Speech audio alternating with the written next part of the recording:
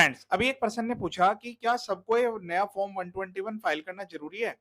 कि जो है बैंकों में एफडी की हुई है, इंटरेस्ट की इनकम अर्न हो रही है, या फिर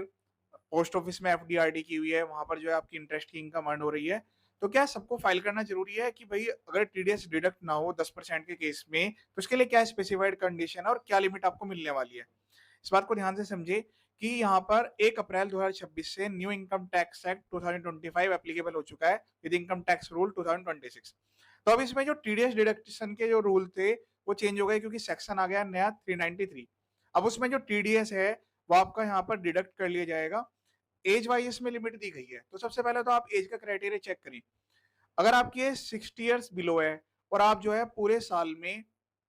50,000 रुपए तक का इंटरेस्ट अर्न करते हैं या उससे कम अर्न करते हैं, तो आपका जो है टीडीएस डिडक्ट नहीं किया जाएगा।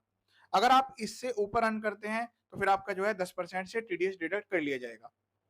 अब दूसरी जो लिमिट है वो है 60 ईयर्स और अबव जो भी पर्सन है उनके लिए लिमिट दी गई है कि भाई 1 लाख रुपए तक अगर पूरे साल में इंटरेस्ट अर्न करते हैं वो पर्सन, तो उनका जो टीडीएस है वो डिडक्ट नहीं होगा। और जो मैं लिमिट आपको बता रहा हूँ ये पैन कार्ड वाइज लिमिट है, मतलब अलग अलग बैंकों वाइज लिमिट नहीं दी गई है। आपके पैन कार्ड वाइज ये लिमिट आपको मिलने वाली है, तो मल्टीपल बैंक्स में आपकी एफडी है जो उससे इंटरेस्ट इनकम को कंबाइन कर लीजिएगा, क्योंकि जो फॉर्म 121 है वो पैन कार्ड बेस्ड फॉर्म है और उसका एक यूनिक नंबर भी जनरेट होगा। तो अगर इससे ऊपर की इनकम आप अर्न करते हैं 1 लाख से ऊपर की, तब आपका 10% टीडीएस कटेगा। तो अगर आप ये चाहते हैं कि आपका जो है 10% वाला टीडीएस है ये डिडक्ट ना हो और आप इस फॉर्म को भरने के लिए एलिजिबल है, क्योंकि इसकी एलिजिबिलिटी की कंडीशन भी दी गई है कि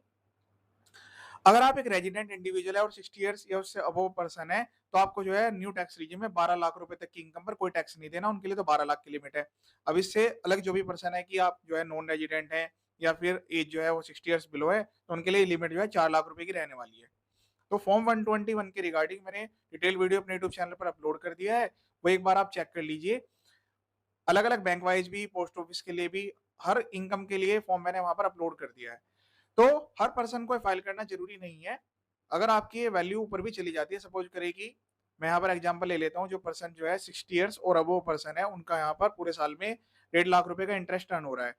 तो यहाँ पर अगर वो चाहते हैं कि भाई उनका टीडीएस डिडक्ट ना हो, तब तो वो यहाँ पर इस फॉर्म को भर दे, उनका टीडीएस डिडक्ट नहीं होगा। लेकिन अगर वो चाहते हैं कि भाई कोई और भी इनकम आ रही है, सैलरी या पेंशन से इनकम आ रही है, और वो चाहते हैं कि बाद में अपनी इनकम टैक्स रिटर्न को फाइल कर दें, क्योंकि एक स्पेसिफाइड लिमिट क्रॉस करते ही इनकम टैक्स रिटर्न फाइल करना जरूरी हो जाता है, तो उस केस में भी वो जो है आईटीआर फाइल करके टीडीएस रिफंड भी ले सकते हैं। तो सबको भरना जरूरी नहीं है, वही पर्सन जिनकी ये 50,000 और 1 लाख वाली जो लिमिट है वो क्रॉस कर रही हो और वो चाहते हो कि उनका टीडीएस डिडक्ट ना हो,